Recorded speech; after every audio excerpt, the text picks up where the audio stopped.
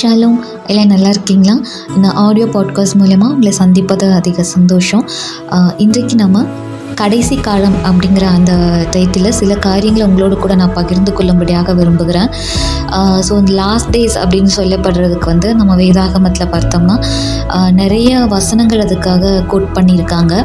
So வேதாகமத்தில் கடைசி காலம் அப்படிங்கும் பொழுது அது ஒரு அழிவு இருக்கக்கூடிய ஒரு காலத்தை பற்றியும் சொல்லப்பட்டிருக்கு. அழிவு அப்படிங்கும்போது எக்ஸ்ட்ரீம் டிசாஸ்டர், ரொம்ப இதுவரைக்கும் நடந்திராத அழிவுகள், அது மாதிரியான காரியங்களை பற்றியும் சொல்லப்பட்டிருக்கு. அதே போல் எக்ஸ்ட்ரீம் பிளெஸ்ஸிங்ஸ், இதுவரைக்கும் நம்ம யாரும் பார்த்திராத, நம்ம முந்தின தலைமுறைகளோ யாருமே பார்த்திராத ஒரு மிகப்பெரிய ஒரு ஆசீர்வாதம் வரப்போகிறதுக்கான ஒரு காரியத்தை பற்றியும் அதில் சொல்லப்பட்டிருக்கு. ஸோ இதில் சொல்லப்பட்டிருக்கிற அந்த முக்கியமான வசனங்கள் எல்லாம் உங்களுக்கு நான் டிஸ்கிரிப்ஷனில் கொடுக்குறேன், நீங்கள் வாசித்து பாருங்கள். ஸோ இந்த வசனங்கள் எல்லாம் வச்சு நம்ம பார்க்கும்போது இந்த கடைசி காலம் அப்படிங்கிறது ஃபஸ்ட்டு திங், கடவுளுடைய உக்கிரமான ஒரு கோபம் நிறைந்த ஒரு காலமாக இருக்குது. எக்ஸ்ட்ரீம் லெவல் ஆஃப், அதாவது டிசாஸ்டர்னு சொன்னது மாதிரி எக்ஸ்ட்ரீம் லெவல் ஆஃப் ஆங்கர், ரொம்ப உக்கிரமான ஒரு கோபம் கொண்டவர் அப்படின்னு சொல்லிட்டு அதை பற்றிய காரியங்களும் சொல்லப்பட்டிருக்கு. எல்லாமே இது கடைசி காலத்தில் மென்ஷன் பண்ணியே தான் சொல்லப்பட்டிருக்கு. செகண்ட் திங் பார்த்தோன்னா சிறையிருப்பு திருப்பப்படுகிற காலம். மூணாவது, கர்த்தரிடமாய் ஜனங்கள் திரும்பி வருகிற காலம். அதாவது ரீசன்ட் டேஸாக ஒரு போஸ்ட்டு நான் போட்டிருந்தேன், இளையகுமாரன் தகப்பனிடத்தில் வருகிறான் அப்படின்னு சொல்லிட்டு. ஸோ அது மாதிரி ஆண்டவரை விட்டு பின்வாங்கி போனவங்க திரும்பவுமாக தேவனிடத்தில் வரக்கூடிய ஒரு காலம் அது. அடுத்து பார்த்தோம்னா உயர்த்தப்படும், அதாவது மகிமைப்படுத்தப்படுகிற காலம். ஸோ சபையானது மகிமைப்பட போகிற காலம். அண்ட் தென் உயிர்த்தெழுதலின் காலம். இதுவரைக்கும் வேதாகமத்தில் சொல்லப்பட்டிருக்கிற எல்லா விதமான உயிர்த்தெழுதல் அந்த காலங்கள் எல்லாமே நடக்க போகிறது இந்த கடைசி காலம்தான். அடுத்து நித்திய ஜீவன் செயல்பட போகிறதான காலம். இயேசு கிறிஸ்து இந்த பூமியில் இருந்தபோது சொன்ன அந்த நித்திய ஜீவனை உங்களுக்கு கொடுப்பேன்னு சொன்ன அந்த காரியங்கள் எல்லாமே நம்ம பார்க்க போகிறோம். நம்மளுடைய ஜெனரேஷன் அது பார்க்க போகுது. ஐ மீன், அண்ட் தென் நியாய தீர்ப்பின் காலம். அண்ட் தென் பார்த்தோம்னா ஆவிக்குரிய வாழ்க்கையில் ஒரு இதுவரைக்கும் இல்லாத ஒரு ஹை லெவல் எக்ஸ்பீரியன்ஸ் நடக்க போகிற ஒரு காலம். ஸோ அது எப்படி இருக்கும்னா, லைக் எப்படி ஏதேன் தோட்டத்தில் ஆதாம் ஏவாள் 2 பேரும் கடவுளோட எந்த அளவுக்கு அவங்க அந்த ஸ்பிரிச்சுவலில் ஹை லெவலில் இருந்தாங்க, தேவனை நேரே சந்தித்து அவங்க உரையாடினது, பேசின அந்த மாதிரியான ஒரு ஹை ஸ்பிரிச்சுவல் லெவல் இருக்கக்கூடிய ஒரு காலம் இது. அண்ட் தென் மரணம், கடைசி சத்துருவாகி அந்த மரணம் பரிகரிக்கப்படும் காலம். அண்ட் தென் பார்த்தோன்னா சீசன் ஆஃப் டிரான்ஸ்ஃபர்மேஷன், மறுரூபமாகிற காலம். அதுதான் பவுல் சொல்லியிருப்பார். நம்ம அந்த காரியங்கள் அது என்ன பண்ணாங்க, சிலர் அது ராப்சருக்கு இதாக சொல்லுவாங்க. ஸோ ஓகே, அது ஒரு மறுரூபமாக்கப்படுகிற காலம். அண்ட் தென் பார்த்தோம்னா 11th ஒன் கொடிய காலம். அதாவது மனுஷங்களுடைய அந்த கேரக்டர் அது எல்லாமே மாறுகிற காலம். அண்ட் தென் கடைசியாக பார்த்தோம்னா அந்த டிசாஸ்டர், அதாவது டிசாஸ்டர் ப்ளஸ் பிளெஸ்ஸிங்ஸ் எல்லாமே வரக்கூடிய அந்த முத்திரைகள், 7 முத்திரை, 7 எக்காலம், 7 கலசம், இதெல்லாமே நடக்க போகிற காலங்கள் தான் கடைசி காலம்னு சொல்லப்படுறது. ஸோ இது நம்ம எல்லாமே இந்த வசனத்தின் அடிப்படையில் பார்க்க முடியும்.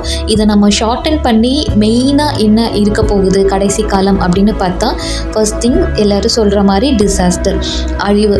ரெண்டாவது பார்க்கும்பொழுது ரெஸ்டோரேஷன், சீரமைப்பு, மறுபடியும் எல்லாமே ரெஸ்டோர் ஆக போகுது. அது எந்த மாதிரியான ரெஸ்டோரேஷன் அப்படின்னு பார்த்தோம்னா, ஏதேன் அந்த வாழ்க்கை, ஏதேன் தோட்டத்தில் இருந்த அந்த வாழ்க்கை திரும்ப ரெஸ்டோர் ஆக போகுது. அண்ட் தென் பார்த்தோன்னா ரெசரக்ஷன், உயிர்த்தெழுதல் அண்ட் தென் வந்து சிலுவையினுடைய ஆசீர்வாதங்கள், சிலுவையில் ஆண்டவர் நமக்கு மீட்டு கொடுத்தது, அதுதான் அந்த ரெஸ்டோரேஷன் தான் ஏதேன் வாழ்க்கையினுடைய ஆசீர்வாதங்கள். அது எல்லாமே திரும்ப ரெஸ்டோர் ஆகுது, சிலுவையினுடைய அந்த ஆசீர்வாதங்கள் மேனிஃபெஸ்ட் ஆகிற காலம். அண்ட் தென் பார்த்தோன்னா ஜட்ஜ்மெண்ட், பிசாசும் அவனை சேர்ந்த தூதர்கள் அவனுடைய ஏஜென்ட்டுகளாக இருக்கிற மனிதர்கள் மேலே வரக்கூடிய நியாயத்தீர்ப்பு. அண்ட் தென் பார்க்கும் பொழுது higher level of spiritual season, அந்த ஆவிக்குரிய உலகத்தில் ஹை லெவலான ஒரு அனுபவம் இருக்கக்கூடிய ஒரு காலம் இது. அப்படி இருக்கிறதுனால தான் வசனம் நமக்கு சொல்லப்பட்டிருக்கும், கர்த்தரை குறித்து யாருமே அவங்களுக்கு போதிக்க வேண்டியதே இல்லை, எல்லாமே அவங்களுக்கு தெரிஞ்சிருக்கும் அப்படின்னு. ஸோ அந்த மாதிரியான ஒரு ஹை ஸ்பிரிச்சுவலான ஒரு காலகட்டம் இருக்க போகுது. ஸோ இந்த டிசாஸ்டரும் பார்க்குறோம், அதே சேம் டைம் வந்து பிளெஸ்ஸிங்கும் நம்ம பார்க்குறோம். ஆனால் இந்த டிசாஸ்டர் அழிவை பற்றி எக்ஸ்ட்ரீமான அழிவு இருக்குன்னு சொன்ன அதே வேதாகமம் தான் எக்ஸ்ட்ரீமான பிளெஸ்ஸிங்ஸை பற்றியும் சொல்லப்பட்டிருக்கு. ஸோ இது எல்லாமே வந்து பேரலாக தான் நடக்க போகுது. ஒரு பக்கம் எக்ஸ்ட்ரீமான அழிவு, இதுவரைக்கும் உலகம் பார்த்திராத மிகப்பெரிய அழிவு நடக்கும். அட் த சேம் டைம் அது பேரலாக பார்த்தோம்னா இதுவரைக்கும் உலகம் அதாவது சபை பார்த்திராத ஆசீர்வாதத்தையும் அது பார்க்க போகுது. ஸோ இதில் வந்து யாருக்கு எது நடக்க போகுது, எது சபைக்கானது, எது வெளியில் இருக்கிறவங்களுக்கு நடக்க போகுது அப்படிங்கிறதும் நமக்கு வேதாகமும் கிளியராக சொல்லியிருக்கு. ஸோ அதில் பார்த்தோம் அப்படின்னா இந்த டிசாஸ்டர் அப்படிங்கும் பொழுது யாருக்கு நடக்க போகுது அப்படின்னு பார்த்தா, வந்து சபைக்கு வெளியே இருக்கிறவங்க, அதே மாதிரி மனவாட்டியாக இல்லாமல் இருக்கிறவங்க, ஸோ அதே மாதிரி பார்த்தோம்னா யாருக்கு வந்து இந்த ஆசீர்வாதங்கள் இதெல்லாம் நடக்க போகுது அப்படின்னா, சபைக்குள்ளே இருக்கிற மனவாட்டியாக இருக்கிறவர்களுக்கு இந்த காரியங்கள் நடக்க போகுது. ஸோ அதனால் பார்த்தோம்னா வெளிப்படுத்தல் 21:9-10 அப்படி சொல்லப்பட்டிருக்கும்.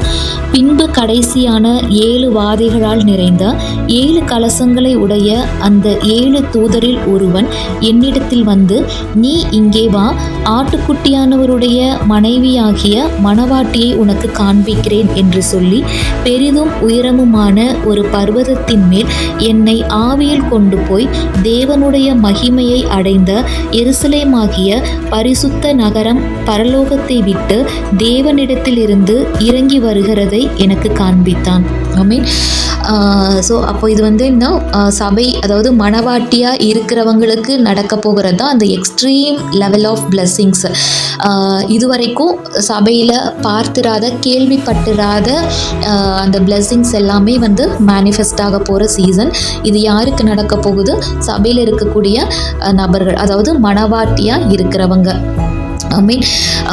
ஸோ அப்போது இந்த லாஸ்ட் டேஸ் அப்படிங்கிறது வந்து நம்ம அந்த டிசாஸ்டர் மேலே ஃபோக்கஸ் பண்ண வேண்டிய அவசியமே கிடையாது. பிகாஸ் நம்ம வந்து கிறிஸ்துவினுடைய மனவாட்டியாக இருக்கிறதுனால நம்மளுடைய ஃபோக்கஸ் எல்லாம் அந்த ரெஸ்டோரேஷன், ரெசரக்ஷன் இதில் தான் நம்ம ஃபோக்கஸ் பண்ண வேண்டியதாக இருக்கும். ஸோ அப்போது எப்படி அந்த ரெஸ்டோரேஷன் நடக்க போகுது, எந்த அளவுக்கு எக்ஸ்ட்ரீமான பிளெஸ்ஸிங்ஸை கடவுள் கொடுக்க போகிறாரு அப்படிங்கிறது தான் மனவாட்டியாகிய நம்ம அதில் ஃபோக்கஸ் பண்ணணும். ஆனால் அட் த சேம் டைம் வெளியில் நடக்கிற அந்த டிசாஸ்டரு இப்படி நடக்க போகுது நிறையா சொல்லுவாங்க. நிறைய இந்த கடைசி காலத்தில் அந்த அதுக்குண்டான தீர்க்க தரிசனமும் நடக்கும், அதாவது அதுக்குண்டான தீர்க்க தரிசனமும் சொல்லுவாங்க. பட் நம்ம மனவாட்டியாக இருக்கிறவங்க அதையே நம்ம பொருட்படுத்த வேண்டியதே இல்லை, அதில் நம்ம கான்சென்ட்ரேட் பண்ண வேண்டியதே இல்லை. பிகாஸ் நம்ம மனவாட்டியாக இருக்கிறது நிமித்தமாக நமக்கு அந்த டிசாஸ்டர் வரப்போகுது கிடையாது.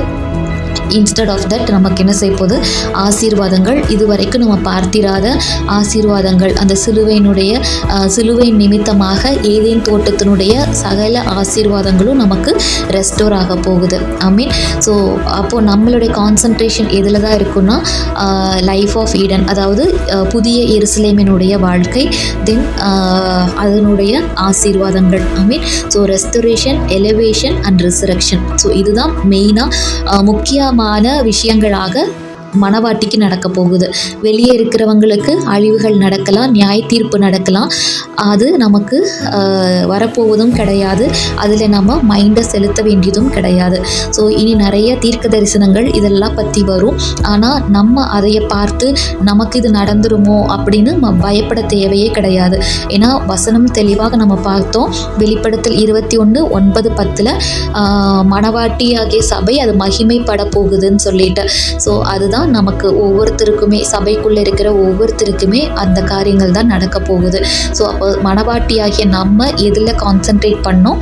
ரெஸ்டோரேஷன், தென் எலிவேஷன், தென் ரிசரக்ஷன். அதுதான் நடக்க போகுது. ஒவ்வொருத்தருடைய லைஃப்லேயும் அது நடக்க போகுது. ஐ மீன் இதுவரைக்கும் உங்களுடைய சந்ததியில் உங்களுடைய முன்னோர்கள் பார்த்திராத ஆசீர்வாதத்தையும் உயர்வையும் தேவன் உங்களுக்கு கொடுப்பார் இந்த சீசனில். ஐ மீன் ஸோ இந்த ஜெனரேஷனில், இந்த சீசனில் வாழ்கிற உங்களுக்கு, பர்டிகுலராக இந்த சீசனில் இருக்கிற இந்த ஜெனரேஷன் பீப்புளுக்கு இது அவங்களுடைய முன்னோர்களும் சரி, அடுத்து வரப்போகிற ஜெனரேஷன்ஸும் சரி, அவங்களுக்கெல்லாம் பார்த்திராத ஒரு மிகப்பெரிய ஒரு உயர்வையும் ஆசீர்வாதத்தையும் தேவன் கொடுக்க போகிறார். ஐ மீன் ஸோ அது உங்களிலிருந்து அது அப்படியே என்ன செய்யும், அது நெக்ஸ்ட் ஜெனரேஷனுக்கு அது கேரி அவுட் ஆகும். ஸோ அப்போது நம்மளுடைய தாட்ஸ் அது எல்லாமே வந்து நம்ம கடைசி காலத்தை பார்த்து பயந்துட்டு இருக்க வேண்டிய அவசியம் கிடையாது. ஐ மீன் ஸோ அதில் ஃபோக்கஸ், அதை பற்றி தான ஒரு ஃபோக்கஸ் இல்லாதபடிக்கு நம்ம ரெஸ்டோரேஷனை பற்றியும் எலிவேஷனை பற்றியும் தென் ரெசரக்ஷனை பற்றியும் நம்ம கான்சன்ட்ரேட் பண்ணும் பொழுது, அதில் நம்ம ஃபோக்கஸ் பண்ணும் பொழுது இதெல்லாம் ஈஸியாக நமக்குள்ளே மேனிஃபெஸ்ட் ஆகும். ஐ மீன் தேங்க்யூ ஸோ மச்.